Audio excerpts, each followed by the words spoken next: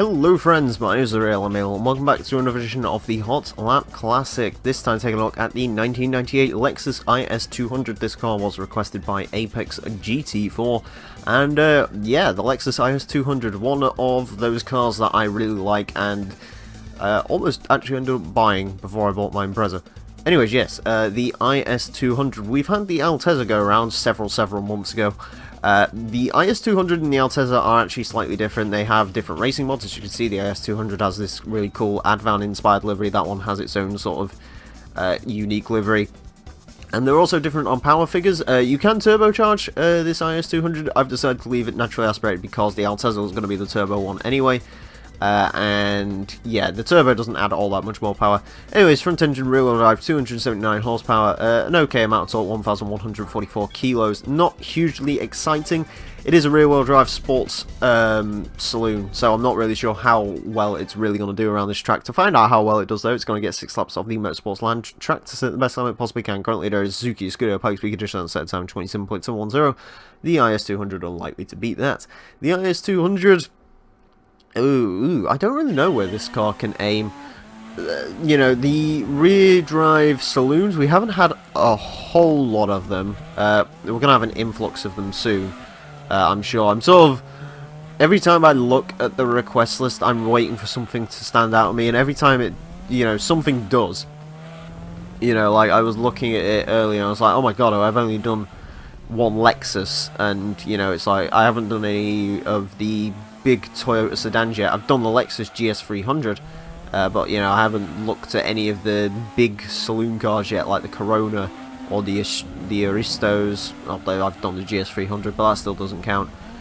You know, I haven't done any of the Aristos or even looked at the Chasers or anything like that. You know, that's the weird thing with this series. I can do stuff off a spreadsheet. I can read spreadsheets pretty well. Most people can. The problem is, it's sort of an issue where I have to decide what cars should go, because I'm sort of trying, I've spoken about this before several times. The reason you didn't see the GT40 or something like that for so long is because it was sort of one of those, I need to try and get a lot of these Japanese cars through. You know, as much as it's a kind of an issue with me, you know.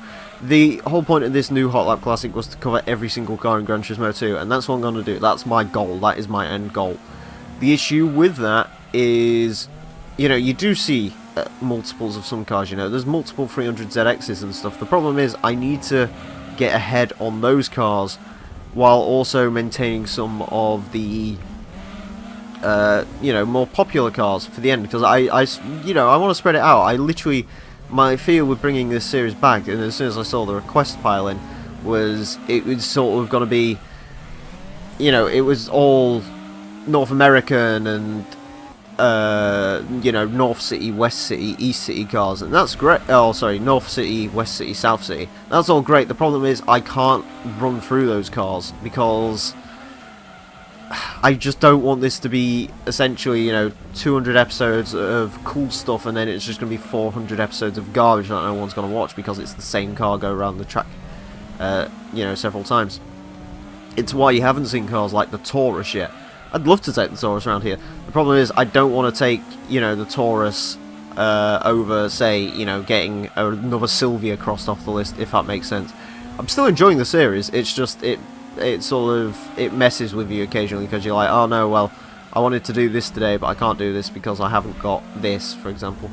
Anyways, the Lexus is a really nice driving car. The Altezza, I think, set a similar time to what this has just done, 39.996. I think the Altezza's got like a 31.7. I always default to saying 31.7 because that's pretty much like the default time to any car around here, but I think the Altezza's somewhere around there. Sort of cocked up this final lap. Yeah, IS200, really nimble, really nice car to drive. Really consistent lap times as well. It is just one of those cars where you can sort of do what I did there, which was sort of have a ramble and actually speak to people while focusing on the car, because it doesn't try to kill you or anything, which is quite nice. But yeah, 31.996. I'm impressed with that. I like the IS200 a hell of a lot, so yeah, that's good for me. Could it have gone quicker? Maybe slightly, but probably not by much. Anyways, let's go see where it places on our leaderboard. Onto the leaderboard then, and the Lexus IS200 goes into 88th place with a 31.996, fractionally off of the Venturi Atlantique 300 bi-turbo. Does beat out the Mini Cooper Rally Car, Citroen Saxo, and the Toyota MR2 Supercharged though, so not a terrible result for the IS200. Anyways, I hope you enjoyed this episode of the Hot Lap Classic. As always, if you want to request cars for this series, you can do so in the comment section and go into the description for a full request list form. Thank you all very much for watching, and until next time, farewell.